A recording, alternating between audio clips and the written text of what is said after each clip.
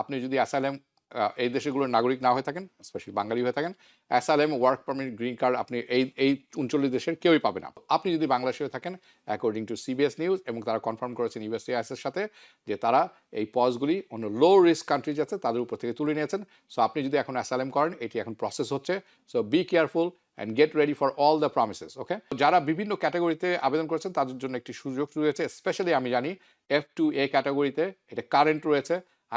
Employment base ভিসার ক্ষেত্রে EB2, EB3 এটিও কারেন্ট রয়েছে। তবে চীন and India and China is out of this one. Argument যে কোনো দিকে যেতে পারে।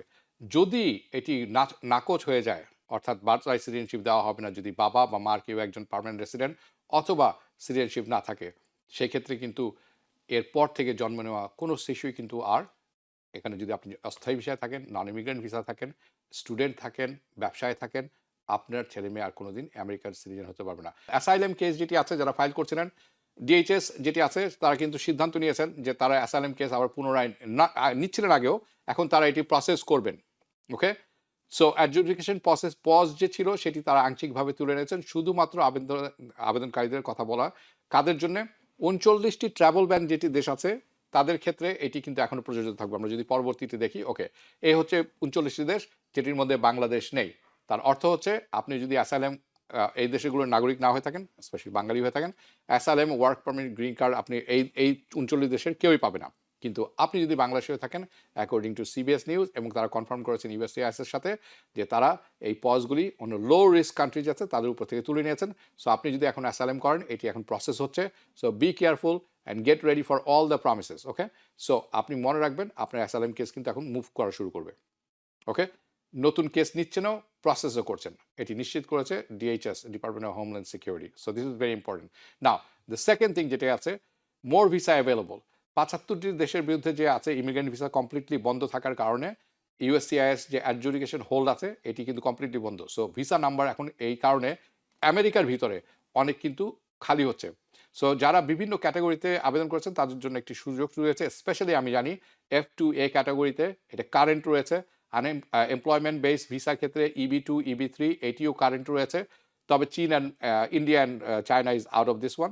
সো যদি আপনি পেশাগত হয়ে থাকেন, exceptional individual, national interest waiver NWI যেটি আছে, আপনি প্রক্রিয়া শুরু করতে পারেন এবং আপনার জন্য একটি ভালো এটার অধীনে পড়তে পারেন। আপনি লেবার সার্টিফিকেশন প্রসেস বাইপাস করতে পারেন। ওকে, EB2 ন্যাশনাল ইন্টারেস্ট ওয়েভার যেটি আছে, এটির মাধ্যমে আপনি অ্যাডজাস্টমেন্ট অফ স্ট্যাটাস। এখানে একটি প্রবলেম আছে। প্রবলেমটা কি? আপনাকে কিন্তু আমেরিকাতে লিগাল স্ট্যাটাস বজায় রাখতে হবে। আপনি যদি লিগাল স্ট্যাটাস না থাকে, আপনি কিন্তু এটি করতে পারবেন না। This is very important. না, শেষ একটি ব্যাপার যেটি হচ্ছে সেটি হচ্ছে the birth right citizenship update. আপনারা জানেন বুধবার এটির শুনানি হয়েছে।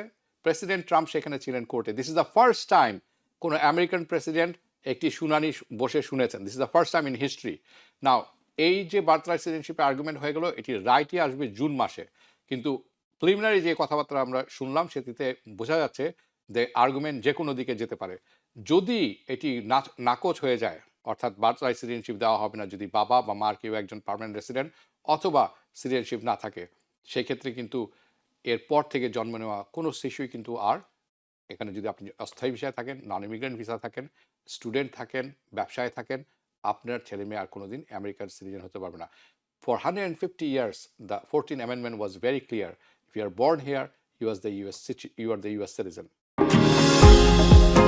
নিউ ইয়র্ক থেকে সম্প্রচারিত TVN 24 টেলিভিশন বিশ্বজুড়ে বাঙালির কণ্ঠস্বর।